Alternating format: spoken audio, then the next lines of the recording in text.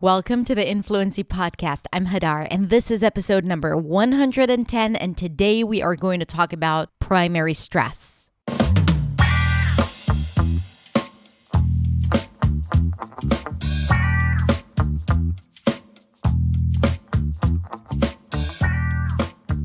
Hey everyone, thank you so much for joining me for another episode of the Influency Podcast. Today I'm going to tackle something that I've been meaning to tackle for a long time, but usually the more complicated subjects take me more time to process how I want to simplify it for you. So I think I have it figured out, and today we are going to tackle something that is so incredibly important, and that is the primary stress. The primary stress is the syllable that we stress in a word. What makes the difference between content and content, present and present.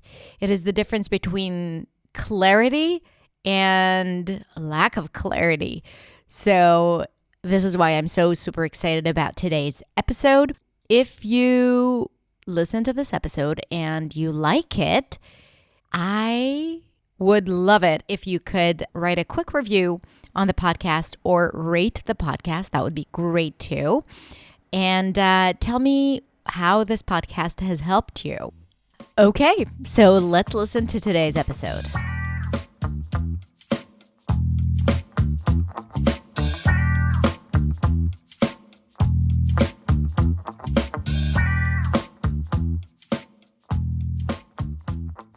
The engineer complained to the manager on the conclusions of the company survey. If you didn't understand what I was saying here, it's because I misplaced the primary stress in almost every word.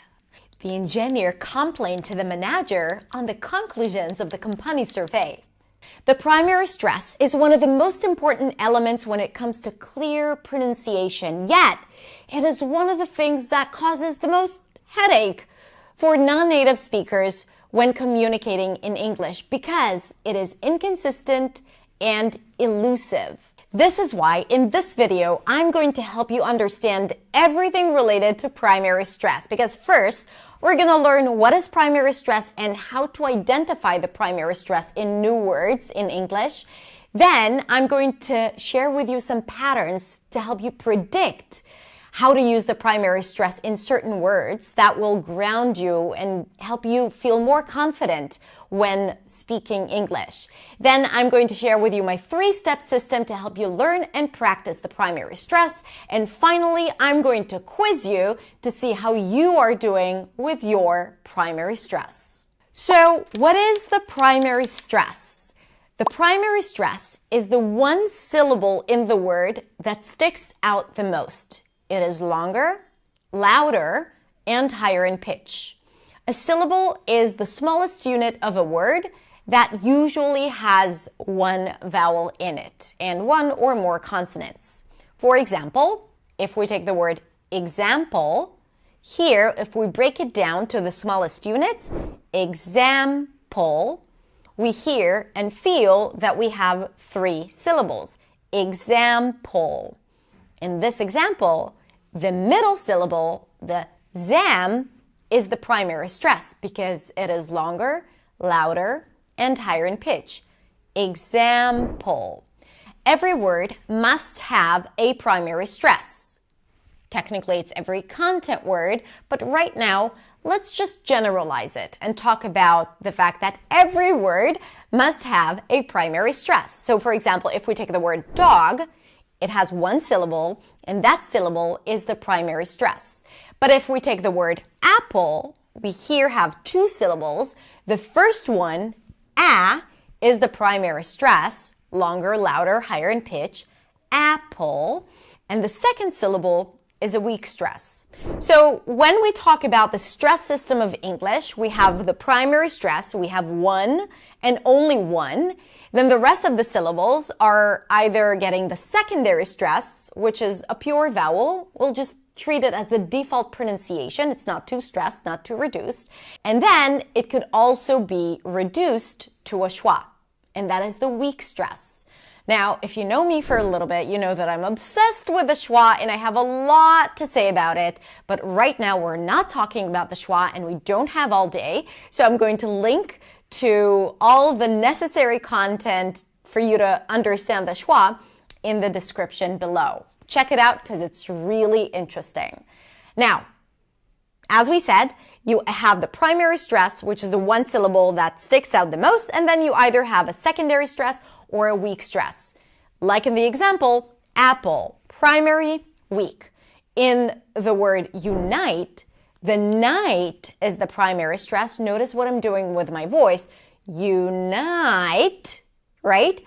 And the U is a secondary stress. It is lower and it is shorter. Unite, unite. Let's take the word condition. The middle syllable, di, is the primary stress. Condition, condition. The middle syllable is longer, louder, and higher in pitch. Condition. Now, how can you identify what syllable you stress when you say a word? Here's the thing.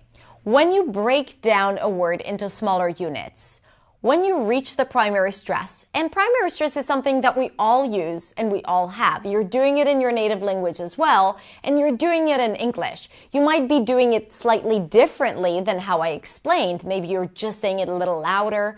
Maybe you're just saying it higher in pitch. But you are doing something to distinguish one syllable from all the other syllables. Almost all languages have words with primary stress. So when you break down a word, saying it really slowly, you're breaking it down into syllables, and then there will be one syllable that is more dominant.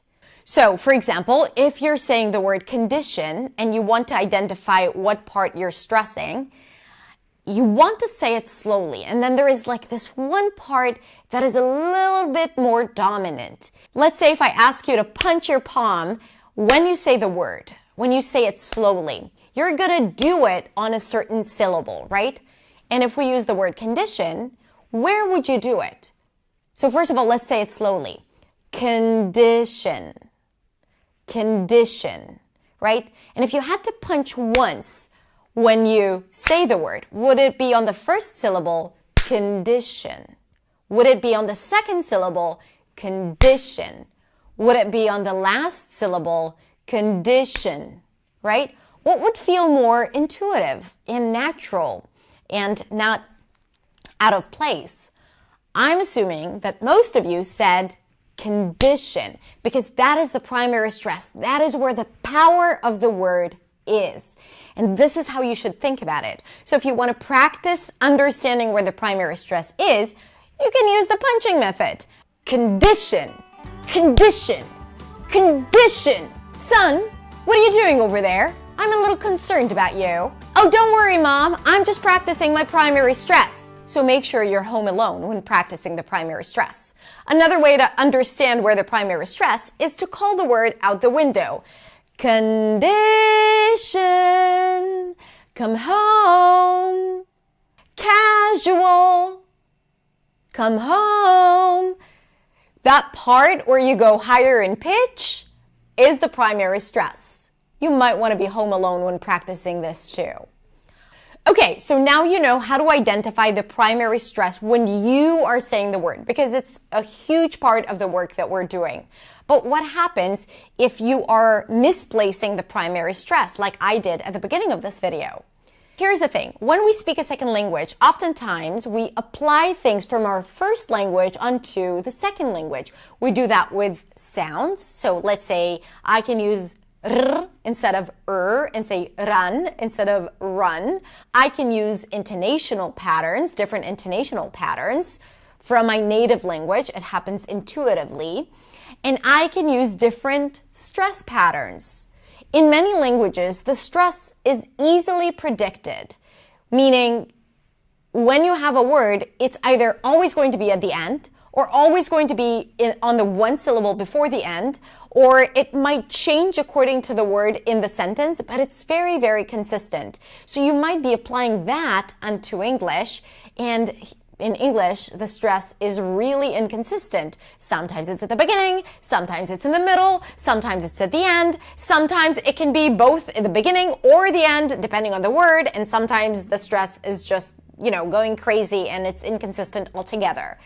So this is why it's so confusing. So what you're likely to do is, because you want some certainty in life, you might bring the patterns that you know from your native language, but then you might say something like engineer instead of engineer, or content when you want to say content. And that causes lack of clarity. Now, the reason why it's so confusing is because when people hear a word, the first thing that they detect is the primary stress because it's so dominant. Even if you don't think that right now, it is. And people search for the meaning, or they search in their vocabulary based on where the stress is. So if you're saying something like content, they will look for the word that has the stress on the second syllable. And even though you intended to say content, this might create a confusion, and it'll take the person listening a little longer to understand what it is that you're trying to say. And remember, it is always about getting heard and delivering your message, right? It's not about sounding just more American or British or Australian. Ultimately, you want people to understand you so you can communicate, so you get what you want, right? And this is why it is so incredibly important, and I'm so passionate about understanding it better and practicing it, because intelligibility is everything. This is your tool to communicate with confidence. So as you can see, this could be very, very confusing. So don't feel bad. There's nothing wrong with you. It's just because this is how it is when communicating in a second language. So now let's move on to the second part, where I give you actionable tools to know how to identify the primary stress, or at least to practice it when you don't have something concrete to work with. So when it comes to stress patterns, here is something interesting to look at. When you add a suffix to a word, a suffix is that small addition that changes the meaning of the word and the lexical function. So for example, you can say available, but if you add ity, it turns into availability, right? When we add a suffix, in most suffixes, it kind of like draws and pulls the stress closer to the suffix, no matter where the stress is at the beginning. So, for example, with the word available, here the primary stress is on the they, available, right? But once I add ity, it draws the stress, and the stress moves from available to availability. Possible, possibility. So when you add the suffix ity, the stress moves to the one syllable before the suffix. Same thing with ical, grammatical, technical, political, right? Politics, political. Now, I have an entire lesson about stress in words with suffixes, so I'm going to link to that in the description below so you can learn more about that. Now, it happens not in all suffixes, but with some of the most common suffixes in English, which gives you a lot of words to work with and to predict where the primary stress is. So make sure you check it out. The next pattern that I'm going to share with you is when there is a word with two syllables. If the word with two syllables is a verb, usually the stress is going to be on the second syllable. Complete, approve, create. If the word is a noun, the stress is likely to be on the first syllable. Apple, table, caption, right? Now, here's another example that will help you understand it even better. Sometimes there are words that are exactly the same, and the only thing that changes is the stress. If it's a verb, the stress is going to be on the second syllable. Present. If it's a noun, the stress is going to be on the first syllable. Present. Convict, convict, record, record. So understanding suffixes and understanding this pattern of verbs and nouns can help you quite a lot when trying to identify the primary stress. But what happens if a word does not have that particular suffix that moves the stress closer to it, or it's not a word with 2 syllables? Then you have to use my 3-step system for identifying, learning, and practicing the primary stress. So if you come across a word, let's take the word congratulate, and you're trying to identify the primary stress. First, I want you to guess what the primary stress is, and then pronounce it and record it. When you record yourself and you listen back to it, you hear things more clearly because you're not doing it while all these other things going on in your head, and you're more focused on identifying what it is that you're doing, checking your performance. So I recommend recording the word and then trying to identify what was the primary stress that you used. You can also use the punching method or calling it out the window. And then you want to mark that primary stress. Then you want to go to the dictionary. My favorite is either a simple Google search, how to pronounce and then put the word, or define and then write the word, or go to dictionary.com. Then you'll see the word written out. On Google, it'll be in bold, and on dictionary.com, you are likely to see the apostrophe to the left of the primary stressed syllable. So when you see that apostrophe above a certain letter, that means that what comes after is the primary stress. So that's how you know where the primary stress is for sure, and you want to compare it with what you detected. If it's okay, good for you. Pat yourself on the back, you're doing an amazing job. If it's not, you're still doing an amazing job, but maybe we need to put in a little more work into practicing the word with the right pronunciation. So let's say you took the word congratulate and you said that the late is the primary stress, and in the dictionary you saw that it's gra. So you want to practice it with the right pronunciation. That means saying the word but exaggerating the syllable that is the primary stress. Congratulate. You want to drag it and stretch it forever. Congratulate. Apple. Frustrated. Casual. Right? And you can use your arm. It really does help. Or you want to go higher in pitch but significantly. Apple. Congratulate. Opportunity. Sophisticated. Right? So you either go a little longer or a little higher in pitch or both, but you're practicing the right pronunciation again and again and again, developing new speaking habits and building pronunciation confidence. This is how you shift from old habits that might not be serving you anymore because it's not the accurate pronunciation, and step into speaking with new speaking habits using the right primary stress. But you have to do it again and again, and you have to exaggerate it because that's the only way for you to know if you're actually practicing it correctly or not. Because a lot of times people will practice the right pronunciation, but in fact use the old pronunciation using the wrong primary stress without even noticing, because it is so incredibly elusive. And sometimes we think that we're doing one thing, but our mouth and our brain are taking us to a totally different place. So you always want to be in control, and what I'm telling you here to do will help you to be in control and really start changing those habits. Okay? And then you want to do it again and again and again, and of course use it in context, in a small phrase, and then a sentence, and then try to use it intentionally when speaking. Now, here's what you're probably saying to yourself. Wait, Hadar, there are so many words. Am I supposed to do it with every word that I mess up?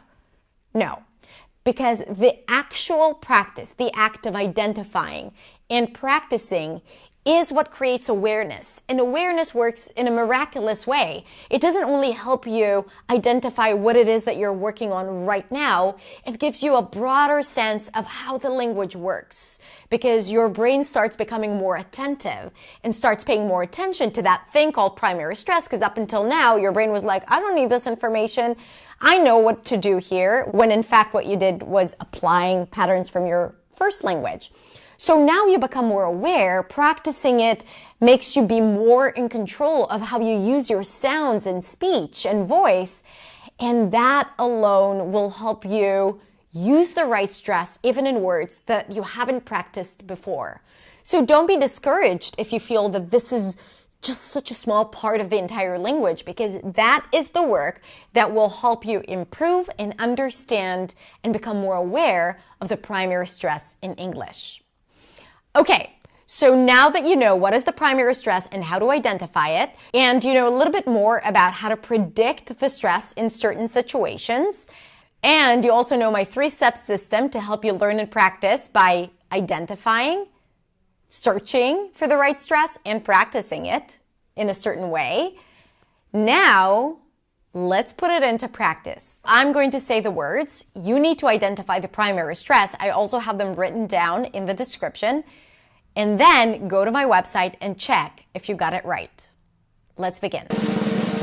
Democracy, economics, responsibility, graduation, psychology,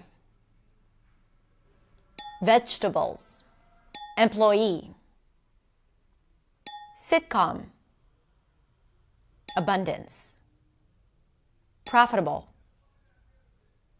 comprehend, content, saturated, elusive, sexuality, residential, interpersonal,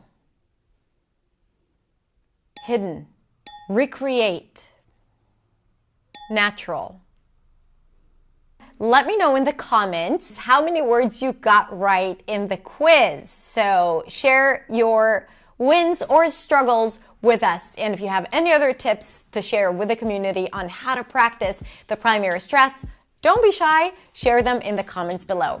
Thank you so much for watching, and remember, even if you don't get it right, do not worry, because mistakes is the only way to learn. Have a beautiful day, and I will see you next week.